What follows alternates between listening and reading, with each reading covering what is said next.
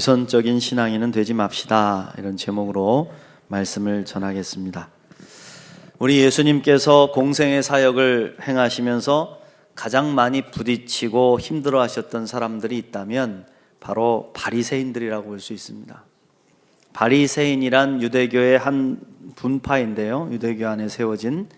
그래서 바리새인, 바리새이파 그렇게 말하기도 하는데, 바리새라는 이 단어는 히브리어 파라쉬에서 나왔습니다. 파라쉬, 이 단어의 뜻은 분리되어 있는 그런 뜻을 가지고 있습니다. 무언가로부터 분리되어 나온 사람들이란 의미를 갖고 있는 것이죠. 대부분의 성경학자들은 이들이 불결한 것, 세상 사람들로부터 분리되어 나온 사람들, 거룩한 신성한 그런 뜻을 가지고 있다고 봤습니다. 다시 말하면 불결하고 죄악된 세상으로부터 분리된 거룩한 사람들이 바로 바리새인들이다, 그런 의미를 갖고 있습니다. 그렇다면 이렇게 좋은 의미를 가진 바리새인들을 왜 예수님은 싫어하셨을까요? 그것은 그들이 가지고 있는 위선적인 모습 때문입니다.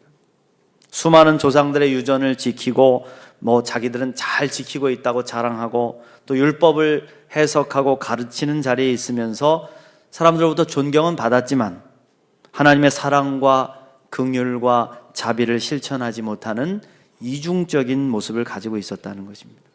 그래서 예수님은 사람들에게 그들의 말은 듣되 행위는 본받지 말라, 그렇게 말씀을 하셨어요. 마태복음 23장 2절부터 3절 말씀에 서기관들과 바리새인들이 모세의 자리에 앉았으니 그러므로 무엇이든지 그들이 말하는 바는 행하고 지키되 그들이 하는 행위는 본받지 말라. 그들은 말만 하고 행하지 아니하며, 이렇게 말씀했습니다. 말만 앞서고 행하지 않으며 율법의 잣대를 가지고 늘 남을 비판하고 정죄하고 판단하는 이 바리새인들을 경계하신 것이죠. 예수님보다 앞서서 오실 길을 예비했던 요한, 사도 세로의 요한도 바리새인들을 향해서 무서운 독설을 퍼부었습니다. 마태복음 3장 7절 말씀에 요한이 많은 바리새인들과 사두개인들이 세례 베푸는 데로 오는 것을 보고 이르되 독사의 자식들아, 누가 너희를 가르쳐 임박한 진노를 피하라 하더냐. 그럼 여기서 독사의 자식들아, 이것을 우리말로 순수하게 고치면 독사 새끼들아, 그런 욕이죠. 굉장히 심한 욕입니다.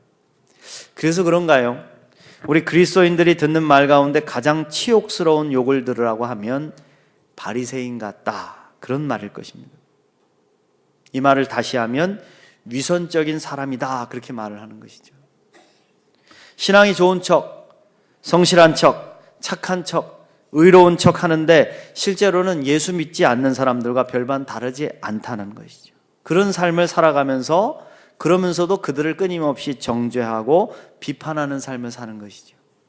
바리새인, 위선자의 모습은 예수님도 싫어하셨지만 지금 세상 사람들도 싫어하는 모습입니다. 우리는 그리스도인이 되어서 예수님을 따라가는 제자로서 최소한 예수님이 가장 싫어하셨던 위선적인 신앙인은 되지 말아야 할 것입니다. 그렇다면 어떻게 해야 위선적인 신앙을 버릴 수가 있을까요? 첫 번째로 언제나 말씀의 기준, 말씀의 잣대를 자신에게 먼저 적용시켜야 합니다. 남이 아닌 자신에게 들이대야 된다는 거예요. 우리가 위선에 빠지지 않기 위해서는 무엇보다도 자기 자신을 볼 수 있는 눈이 열려 있어야 됩니다. 이것이 결여되어 있으면 세상 사람들로부터 손가락질을 받으면서도 그것이 자신을 향한 소리인지를 깨닫지 못하죠. 저것들 왜 그러나? 나는 멀쩡한데 무슨 헛소리를 하는 거지? 너나 잘하세요. 그러면서 자신을 향한 소리를 외면하게 됩니다.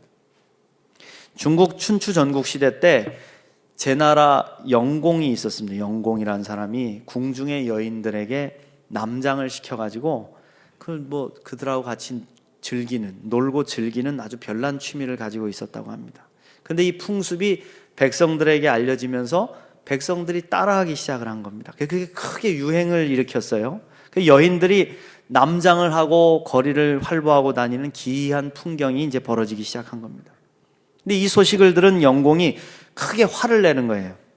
곧 재상이었던 안영에게 안영을 불러서 이제부터 궁중 밖에서 남장을 하는 여인들을 발견하면 데려다가 큰 처벌을 내리라고 명령을 내리는 것입니다. 그런데 그 유행이 잘 수그러들진 않는 겁니다. 궁금해진 영공이 재상 안영에게 다시 물었습니다. 왜 이렇게 된다고 생각하는가? 그러자 재상이 이렇게 대답을 하는 겁니다. 전하께서는 궁중의 여인들에게는 남장을 허용하시면서 궁 밖의 여인들에게는 금하셨습니다. 이는 마치 밖에다가는 양머리를 걸어놓고 안에서는 개고기를 파는 것과 같습니다. 이제라도 궁중의 여인들에게 남장을 금하십시오. 그러면 궁 밖의 여인들도 남장을 하지 않을 것입니다. 이 말을 들은 영공은 크게 깨우침이 있어서 즉시 궁중의 여인들이 남장하는 걸 금하였다고 합니다. 그러자 이튿날부터 제 나라에는 남장한 여인들이 사라지게 됐다는 것이죠. 자신의 잘못은 보지 못하고 남의 잘못만을 비판하고 판단하는 모습은 부끄러움을 모르는 모습입니다. 우리가 염치 없다라는 말을 쓰는데요, 이 염치라는 말은 제 나라 관중의 저서인 관자에 나오는 말입니다. 여기 보면 예의 염치라는 말이 있는데 우리가 도덕 시간에 다 배우셨을 거예요. 나라의 4가지 근본으로서 이 사유가 허물어지면 나라가 망할 징조다, 이제 그런 말을 했죠. 여기서 예는 사람이 지켜야 할 법도를 넘어서지 않는 것, 의는 자기 욕심에 얽매임 없이 올바르게 행하려는 자세, 염은 사악함을 몰래 감추지 않는 정직한 마음, 그리고 치는 잘못을 부끄러워하는 마음입니다. 그러니까 염치라는 것은 부끄러움을 아는 고결한 마음을 뜻하는 것이죠. 근데 우리가 이 마음을 갖기 위해서는 자기 자신을 온전히 성찰할 수 있는 눈이 열려 있어야 된다는 거예요. 예수님이 이 마음이 없는 사람을 향해서 맹인이 다른 사람을 인도하는 것과 같다, 그렇게 말씀하셨어요. 오늘 말씀 39절을 다시 보시면 또 비유로 말씀하시되 맹인이 맹인을 인도할 수 있느냐? 둘이 다 구덩이에 빠지지 아니하겠느냐 그랬습니다. 그렇습니다. 눈이 멀어서 자기 자체조차도 볼 수 없는 사람이 어찌 남을 인도할 수가 있겠습니까? 그러면 둘 다 구덩이에 빠지게 된다는 것이죠. 예수님은 바리새인들과 서기관들의 위선과 가식이 맹인이 맹인을 인도하는 것과 같다, 그렇게 말씀하신 겁니다. 정작 자신들은 율법을 실천하지 못하고 하나님의 가장 큰 계명인 사랑의 계명을 지키지도 못하면서 다른 사람들을 향해서 이거 하라고 저거 하라고 행하라고 가르친다는 것이죠. 우리는 먼저 주님의 말씀을 통해 깨달음을 얻고 우리 스스로를 볼 수 있는 눈이 열려야 할 줄 믿습니다. 그래야 자신을 살피고 성찰할 때 위선적인 신앙을 벗어버릴 수가 있는 것입니다. 예수님은 또 한 가지 비유를 말씀하셨어요. 41절 말씀에 어찌하여 형제의 눈 속에 있는 티는 보고 내 눈 속에 있는 들보는 깨닫지 못하느냐. 참 우리가 너무 쉽게 범하는 잘못이죠. 우리는 다른 사람들의 잘못은 쉽게 보고 쉽게 비판하면서도 자신의 잘못은 잘 깨닫지 못합니다. 심지어는 똑같은 잘못을 저질러 놓고도 자신에게는 더 관대하죠. 그래서 내가 하면 로맨스고 다른 사람들이 하면 불륜이라고 분노를 하는 겁니다. 예수님은 네 눈 속에 있는 들보를 빼고 먼저 밝히 봐라, 그렇게 말씀하셨어요. 이 말씀은 랍비들이 당시에 많이 가르쳤던 말씀이에요. 구전전승되어 왔던 그런 구전 말인데요, 이런 말이었습니다. 누군가 네 눈에서 티를 빼라고 말하면 내 눈에서 들보를 빼라는 대답이 돌아올 것이다. 이 말을 인용하신 거예요. 이 말씀 비판을 하지 말라는 뜻이 아닙니다. 다른 사람에게 들이대는 잣대를 먼저 자신에게 적용시켜서 자신을 살펴보라는 거예요. 나 먼저 살펴봐라는 거예요. 나는 깨끗한가? 나는 정직한가? 나는 괜찮은가? 자신에게는 관대하고 다른 사람에게는 엄격한 모습은 위선적인 모습이라는 겁니다. 그러므로 우리는 날마다 하나님의 말씀을 묵상하면서 그 말씀을 먼저 나에게 적용시키는 훈련을 해야 돼요. 큐티를 하면서 자꾸 남이 먼저 떠오르시면 안 된다는 거예요. 오늘 이 말씀을 우리 남편이 잘 듣고 적용 좀 했으면 좋겠다. 우리 구역에서 김 집사가 퀴치를 좀 제대로 하고 변했으면 좋겠다. 예배를 드리고 나가면서 남편을 콕콕 찌르면서, 운전하는 남편을 찌르면 당신 들으라고 하신 소리요, 잘 좀 들었어, 이렇게 얘기하고, 또 아내를 째려보면서 오늘 설교 헛들었구만, 그런 태도를 버려야 된다는 겁니다. 우리는 언제나 말씀을 자기 자신에게 먼저 적용하고 살피는 훈련을 해야 된다는 거예요. 또 한 가지 우리가 훈련해야 될 것은 다른 사람과 자신을 동등하게 보는 훈련을 해야 돼요. 나도 하나님의 사랑받고 당신도 하나님의 사랑받고, 나도 주님이 감찰하시고 당신도 주님이 감찰하고 계신다. 똑같이 보는 겁니다. 나를 사랑하시고 바라보신 하나님의 눈이 다른 형제 자매들에게도 동일하게 적용되고 있음을 깨달아야 된다. 나만 사랑하신다고 착각해서는 안 됩니다. 여러분 한번 따라해 보십시오. 주님, 말씀을 나에게 적용시켜 나를 볼 수 있게 하소서. 나를 사랑하시듯이 내 옆에 형제 자매를 사랑하심을 믿습니다. 여러분 그렇습니다. 늘 일 훈련을 끊임없이 하시고 겸손하게 먼저 자신을 살펴보아서 위선적인 신앙을 벗어내는 우리 모두가 되시기를 축원합니다. 두 번째로 선한 마음을 품고 살아야 됩니다. 우리가 위선자가 되지 않으려면 선한 마음을 품어야 돼요. 악한 마음을 품고 있으면서 겉으로만 착한 척하면 위선자가 되기 때문에 예수님은 항상 우리의 마음을 강조하셨습니다. 선한 마음에서 선한 열매가 나오고 악한 마음에서 못된 열매가 나온다 그러셨어요. 마음에 품은 것 이상을 보여줄 수 없다는 겁니다.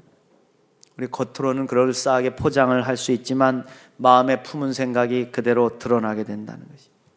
나무는 열매를 보면 알 수 있습니다. 사과를 맺으면 사과나무고 배를 맺으면 배나무입니다. 열매로 드러나듯이 사람도 겉으로 드러나는 말과 행동을 통해서 어떤 사람인지 드러나게 된다는 거예요. 악한 사람은 아무리 포장을 그럴싸하게 해놔도 숨길 수가 없습니다. 나무는 열매를 보면 알 수 있고 사람은 언행을 보면 알 수 있다는 것이죠.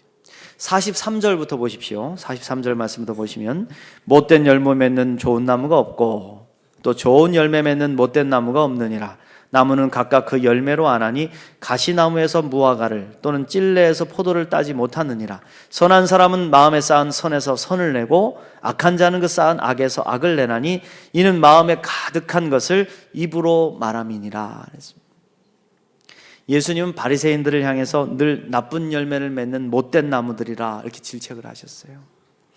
우리가 그리스도인이 되었는데 과연 우리의 삶에서 어떤 열매를 맺고 있을까요? 겉으로는 신앙생활 열심히 하는 것 같고 예배 잘 드리고 술술 기도 잘하는 것 같은데 삶에서 드러나는 열매는 거짓과 위선과 교만과 속임수로 가득 차 있다면 우리는 가시나무요 찔레나무라는 겁니다. 무화과 나무인 척 포도나무인 척 행세는 하지만 열매를 보면 알 수 있다는 것이죠. 여러분 그렇습니다. 혹여 우리의 언행 가운데 분노와 미움과 다툼과 시기가 가득하고 음란과 향락과 거짓과 위선이 담겨 있다면 빨리 돌이켜야 합니다. 그러지 않으면 주님은 찍어버리신다 그랬어요.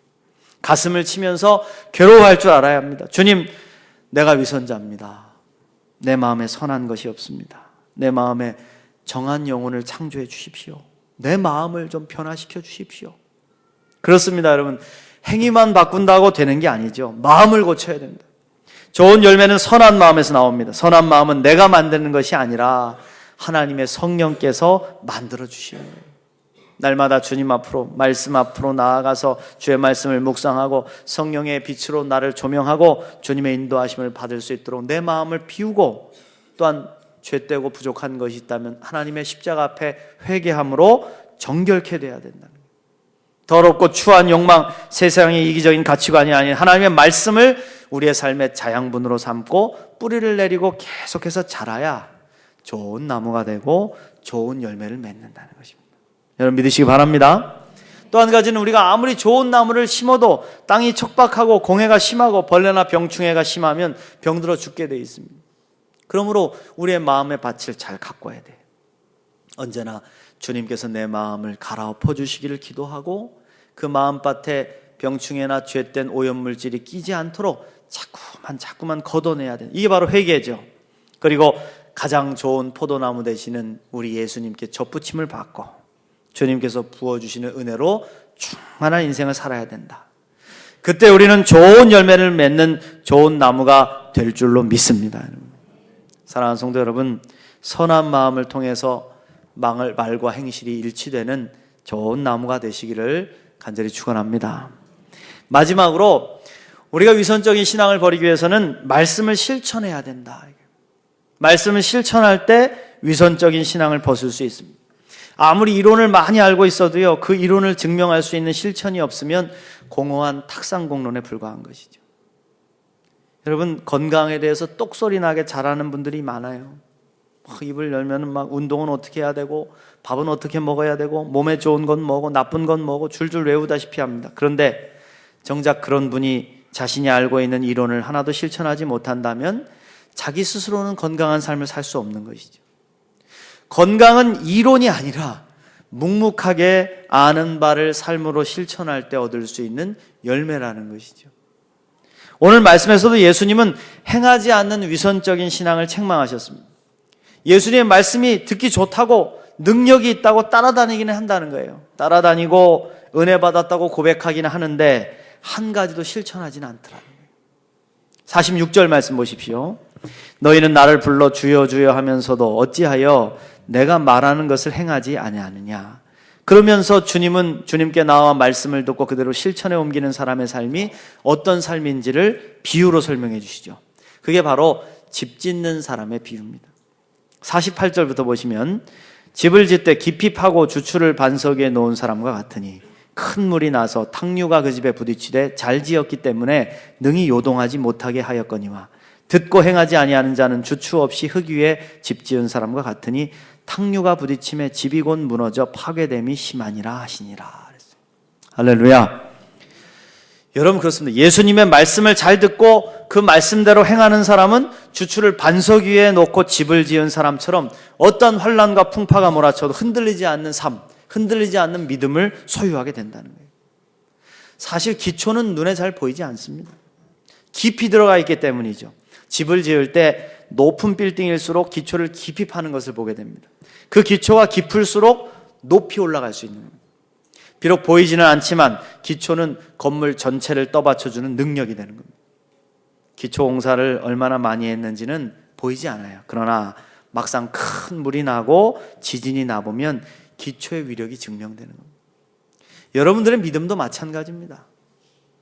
내가 겉으로 볼 때는 믿음 좋은 것 같고 잘 사는 것 같을지 모르지만은 시험과 환난 당해보면 여러분들의 믿음이 증명된다는 거예요. 얼마나 기초를 튼튼히 했는지. 예전에 수학 공식을 외우고 구구단 외우는 것이 참 귀찮았어요. 나머지 공부를 해가면서 시험을 보고 또 보고 막 맞기도 하고 완전히 외울 때까지 얼마나 고생을 많이 했는지. 그런데 그 과정을 거치면서 기초가 쌓이는 것이죠. 피나는 훈련과 반복된 연습을 통해서 기초가 쌓이면 문제를 푸는 능력으로 나타나는 겁니다. 그런데 한번 쭉 읽어보고 다 외웠어, 나 알고 있어, 이제 그렇게 착각을 하면 진짜 문제를 풀 때 머리가 하얗게 백지창처럼 되는 것이죠. 알고 있다고 생각했으나 착각한 것입니다. 오늘날 우리 기독교가 뿌리채 흔들리고 있다는 이야기들을 많이 해요. 그 이유는 기초가 튼튼하지 못하기 때문입니다. 기초가 튼튼하지 못한 이유는 우리에게 행함이 없기 때문이라. 주여 주여 입으로는 예수님을 부르고 예배를 드리고 기도를 드리지만 정작 주님의 말씀을 실천하는 데는 인색하기 때문이다. 사랑을 실천하자고 말은 하지만 정작 사랑을 실천하는 자리에는 나오질 않습니다. 오늘날 한탄해요. 요즘 보면 신천지나 이단이 더 잘한다, 이제 그런 말들을 많이 합니다. 예수 믿지 않는 사람들이 어떤 봉사하는 자리에 딱 가보면은 신천지나 이단들이요, 옷을 예쁘게 차려입고 앞치마를 탁 두르고 정결하게 딱 하고 와서 얼굴에 막 미소를 짓고요, 얼마나 열심히 하는지 모른대요. 그러면 깨끗하게 치워놓고 간대요. 그런데 예수 믿는 기독교인들은 나타나지도 않고 비판만 한대요. 그러니 여러분, 막 이 이단들이 요새 막 성장하는 걸 보십시오. 세상으로부터 우리가 위선자로 손가락질을 받는 이유도 말씀의 지식은 많이 있으나 그 말씀대로 살지 못하기 때문이죠. 우리가 착각하기 쉬운 것이 말씀을 묵상하고 많이 읽고 뜻을 깨닫고 있으면 그 말씀대로 내가 살아가고 있다고 생각하는 겁니다. 그러나 우리가 아는 말씀을 실천하지 않으면 말씀과 나는 아무 상관이 없다는 겁니다. 신앙의 기초도요, 결코 생기지 않습니다. 왜 우리가 수십 년 예수 믿고도 조그만 시험이 들면 퍽퍽 넘어집니까? 조그만 환난이 찾아오면은 그렇게 믿음을 저버립니까? 실천하지 않았기 때문에, 행하지 않았기 때문에. 주일날 1시간 와서 예배드리고 앉아있다가 간다고 해서 참된 믿음이 생기는 것이 아닙니다. 하나님의 말씀을 붙잡고 씨름하면서 삶 속에서 고난을 통과해보고 눈물을 쏟아보고 기도해보고 하나님의 거절에 마음 아파해보면서 인내로 말씀을 삶으로 녹여내 볼 때 어느새 신앙의 기초가 쌓이는 것이죠. 참되고 귀한 예수님의 가르침을 온전히 믿고 삶으로 받아서 삶의 터전에서 살아갈 때 그 귀한 말씀의 능력이 위기의 순간에 빛을 발하게 되는 것입니다. 여러분, 그렇습니다. 신앙은 기교가 아닙니다. 오늘날 신앙의 기교꾼들이 얼마나 많은지 모릅니다. 교회에도 신앙의 기교를 가지고 와서 사람을 홀리고 열심히 하는 것 같은 모습을 보이는 게 있습니다. 그러나 조금만 바람 불어보면 금방 알아요. 신앙은 기교가 아니라 뚝심입니다, 여러분. 오직 예수님께 시선을 고정하고 말씀하신 대로 한 걸음 한 걸음을 전진해가는 정직함입니다. 그때 우리의 신앙의 근육이 자라서 튼튼해지는 거죠. 조금 신앙의 근육이 자랄 만한데 아령 한 10번 해보고 근육 자랐다 보라고 말. 그리고 난 다음에 조금 있다가는 다시 불이 넘어지고, 나는 예배 잘 드린다, 나는 기도 잘한다, 나는 하나님의 뜻을 안다, 나는 나름 괜찮은 신앙인이다, 자부심은 있으나 작은 시험, 작은 갈등, 작은 고난에도 금방 쓰러져 회복하지 못하고 있다면 여러분, 기초를 살펴봐야 됩니다. 나는 신앙의 기초가 튼튼한가? 나는 말씀대로 행하는 신앙의 기초를 두고 살아왔는가? 돌아봐야 된다는 겁니다. 사랑하는 성도 여러분, 오늘날 세상에는 크리스찬은 너무 많습니다. 교회도 너무 많습니다. 말씀의 홍수라고 해도 과언이 아닐 만큼 말씀도 흘러 넘칩니다. 그런데 정작 마실 물은 귀하고 진실된 크리스천을 찾으시는 예수님의 발걸음은 오늘 더 바쁘기만 합니다. 오늘 예수 그리스도를 닮은 진실된 신앙인으로 저와 여러분이 거듭나시기를 축원합니다. 이를 위해서 위선적인 신앙의 모습을 벗어버리십시오. 먼저 모든 하나님의 말씀을 자신을 성찰하고 살피는 기준으로 삼으십시오. 겸손히 하나님 말씀 앞에 서십시오. 마음에 품은 것이 삶의 열매로 드러난다고 하셨습니다. 선한 마음을 품고 언제나 예수님께 접붙임을 받아서 아름답고 선한 열매를 많이 맺는 좋은 나무가 되시기를 바랍니다. 무엇보다도 말씀을 실천함으로 신앙의 기초를 깊이 세우고 반석 위에 세운 믿음으로 흔들림 없이 주님을 닮아가는 참된 그리스도인들이 다 되시기를 주님의 이름으로 축원드립니다.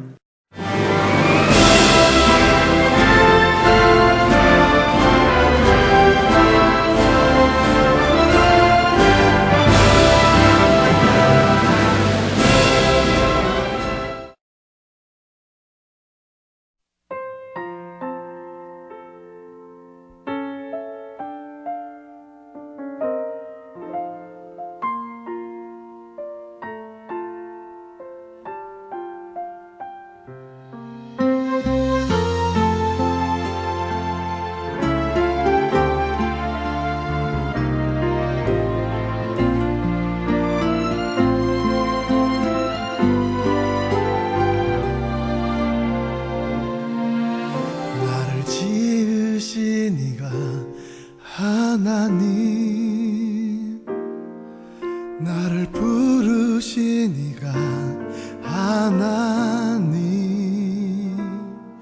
나를 보내시니도 하나님,